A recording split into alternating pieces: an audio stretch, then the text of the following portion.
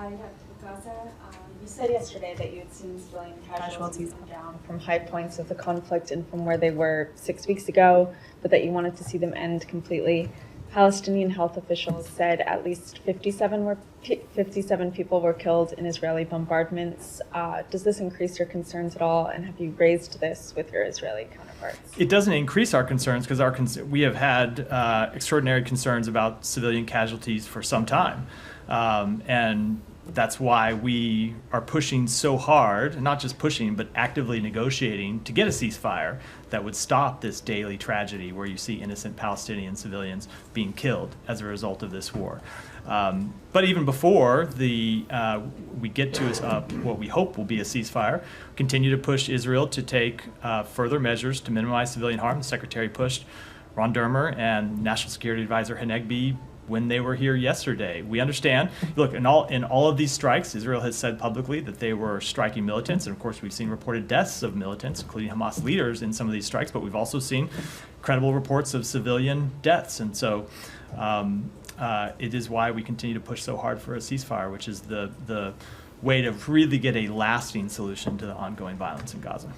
Hamas has accused Israel of stepping up attacks to try and derail efforts for a ceasefire deal. Do you have any concern that is the case? No, I don't think the strikes that they are taking have anything to do with a ceasefire deal. I think, as they've said publicly, they're trying to, as they have done from the days right after October 7th, trying to degrade and ultimately end Hamas's ability to launch attacks on the state of Israel. Separately, we have heard from Israel repeatedly, publicly. We've heard from them privately that they are committed to trying to reach a ceasefire. They're committed to the proposal that they put forward and that the president outlined publicly over a month ago, about a month and a half ago now, and they continue to remain engaged in the talks to try to reach a ceasefire. I'll come back to you. Yeah, Saeed, go ahead. Yeah, on this point that was just raised.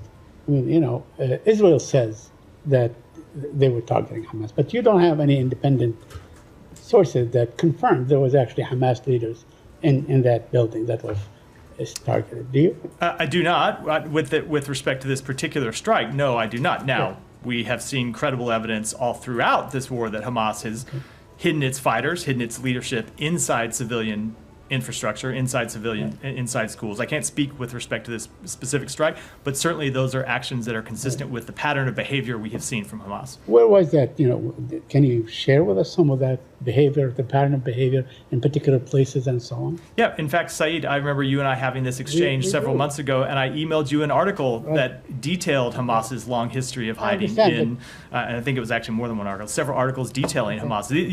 My point being, you don't need intelligence assessments from the U.S. government or anyone else. Hamas's long established behavior of hiding in civilian sites predates October 7th, and certainly we've seen it over the course of this conflict. But that makes, let's say, targeting one person worth killing 100 people? We don't want to see, we do not want to see civilians die. Now, I would say a lot of this would be solved if Hamas behaved like a military organization. We talk about other conflicts where this is not an issue because you don't see the military leadership hiding in hospitals, hiding in schools, hiding in religious sites, hiding in apartment buildings. If Hamas stopped doing it, it would certainly make the job of the IDF easier to target Hamas leadership without civilian casualties. But that said, as long as they continue to behave that way, the IDF still has the responsibility to do everything it can to minimize civilian casualties. Well, the whole of Gaza is the size of Washington, D.C. It is a guerrilla force. It's not an army. They're not allowed to have airplanes and tanks and so on. But the size of Gaza does not justify hiding your fighters inside a hospital or inside a school. Let me ask you about something that you just said. This is that Israel wants to degrade and deplete and render Hamas totally incapable of launching an attack like the one we saw on October 7th. Well, the president himself said that Hamas was unable to do that anymore back on the 31 of May, didn't he?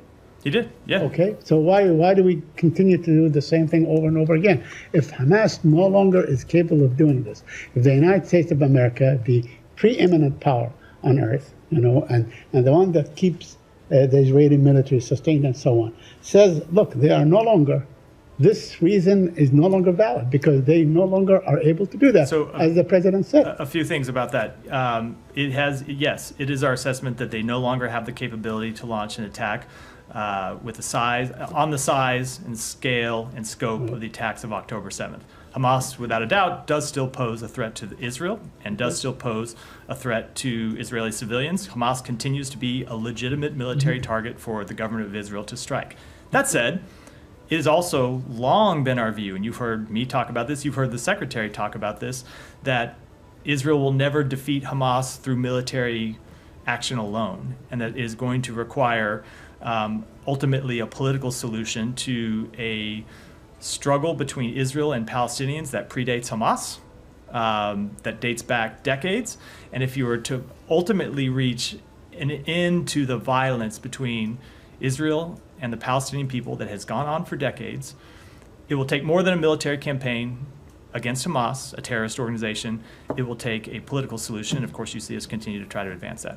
So taking these two positions exactly that you just articulately illustrated, yeah, isn't that like a catch-22 situation? The war will go on forever because there will always be Palestinians who will fight the Israeli occupation, no matter what, under whatever conditions. So are you saying this war can go on forever? We need to have completely neutralized Hamas, completely neutralized movement. I think that question ignores everything I have said and everything that we have been pushing to try to do for some time now. Let me just finish. It ignores the fact that we are pushing to obtain a ceasefire to stop the immediate death in Gaza. It ignores what the president has said and what the secretary has said repeatedly, and it's reflective of what we are trying to do, that we want to take that ceasefire and turn it into enduring calm, and we want to turn the enduring calm into lasting peace and stability. Now, my last question. There was, UNRWA headquarters was flattened in Gaza. Do you have any comment on that? I mean, UNRWA has been the primary provider of aid and help, education, healthcare, and all these things for the Palestinians. Without UNRWA, there will be, a humanitarian disaster on your hand. Do you have any comment on what has happened to UNRWA thus far? So we do support the work that UNRWA does. We've made that quite clear. They are a critical delivery mechanism for humanitarian assistance to the Palestinian people in Gaza. They have played an important role in delivering humanitarian assistance on the front lines since the outset of this conflict, and it has been really critical that that work has been critical, and it's critical that they continue it. But with respect to this strike, it goes back to the problem I was speaking to a moment ago, which you do continue to have Hamas leadership, Hamas militants that hide themselves in civilian sites, and Israel has a rightful goal of attacking militants and preventing them from continuing to threaten the state of Israel and the people of Israel, but they need to do so in a way that minimizes civilian harm. Go ahead. Just want to follow up on your answer to Said about the day after and the plan for peace in the Middle East.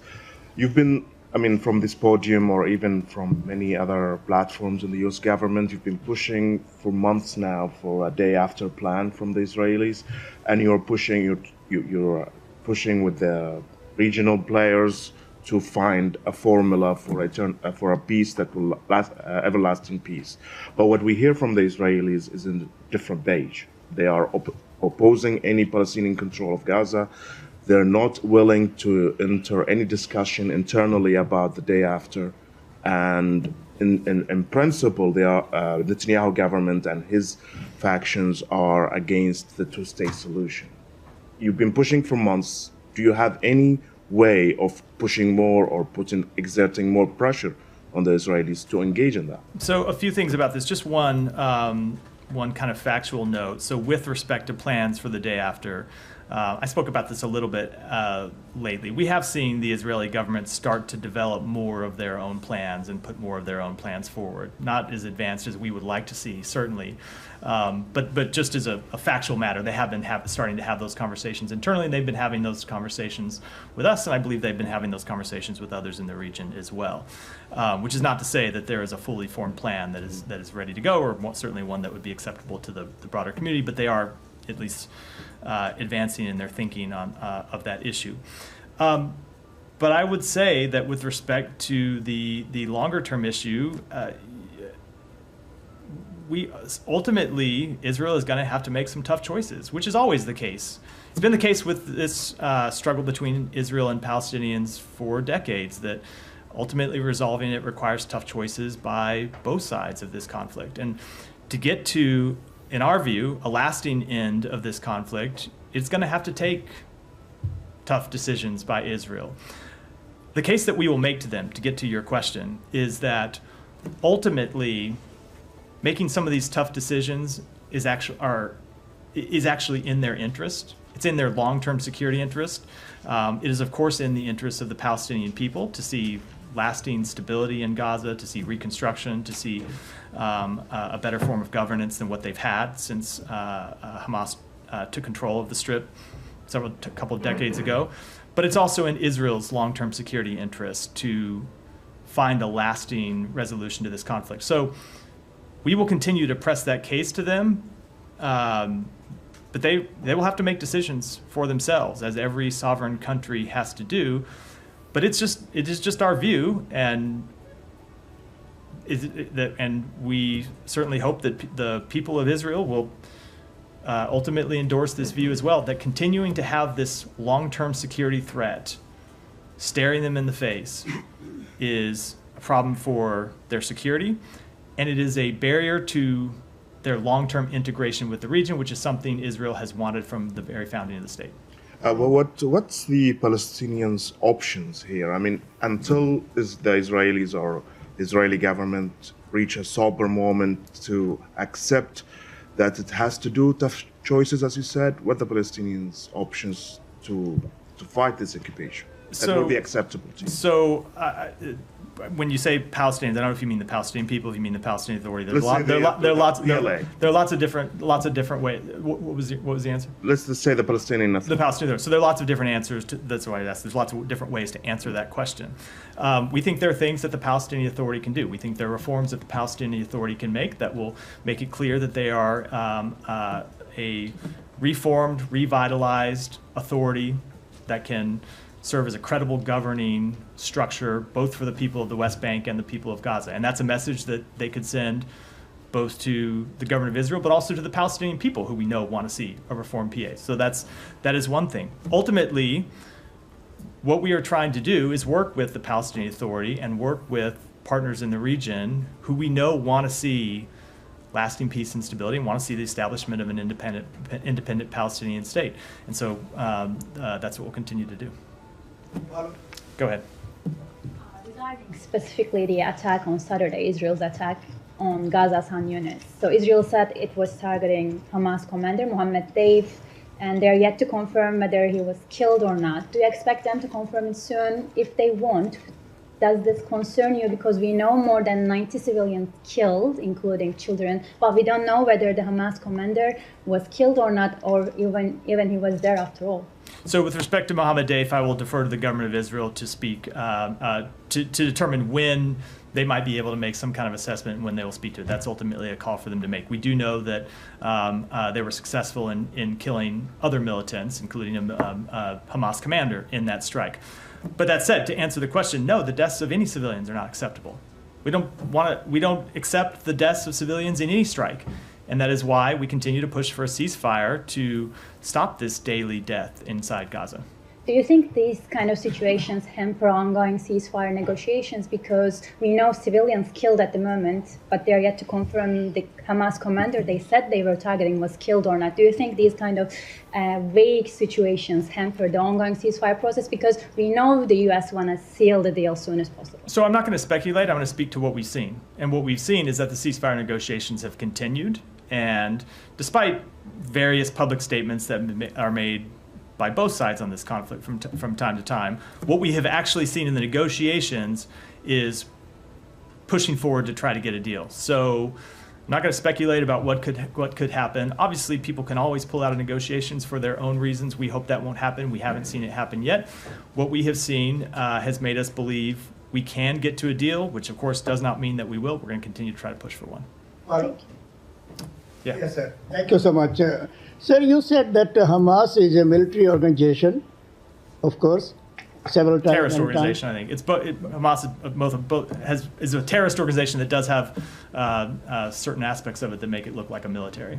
Yes, it's ultimately a terrorist organization. Yes, sir. One, who is supporting them, who is financing them, and they have had miles and miles of underground tunnels going from there to different places, and terrorists are living there, were living, and they were sharing all these tunnels.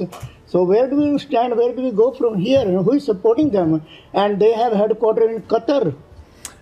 They have been largely financially backed by the state of Iran, which is why we have taken actions to hold Iran accountable for its financing of not just Hamas, but other terrorist organizations in the region. Can I go back to something you said in response to an earlier question? You said several times Israel is going to have to make tough decisions. I think you said 3 times.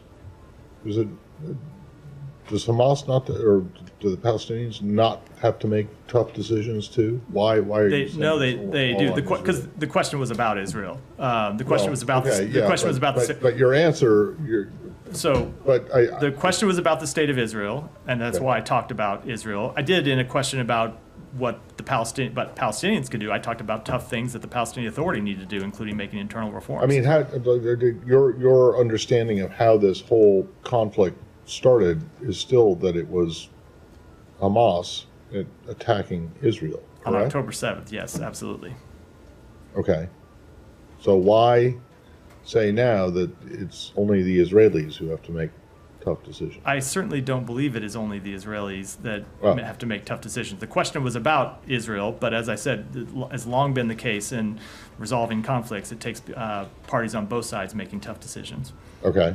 So Hamas has to make a tough decision too? Well, I mean, it depends how you look at it. We think it ought not to be a tough decision to reach a ceasefire because it would alleviate the suffering of the people that they claim to represent. But it certainly has been tough. It has been tough for them to come to that decision here to date. Okay, fine, but then it ought not to be a tough decision for Israel either, right?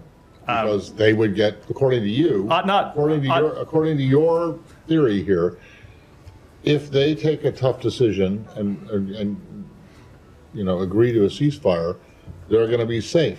So ought not be, but would that the world were so simple, Matt. Would that the world be so simple. Okay.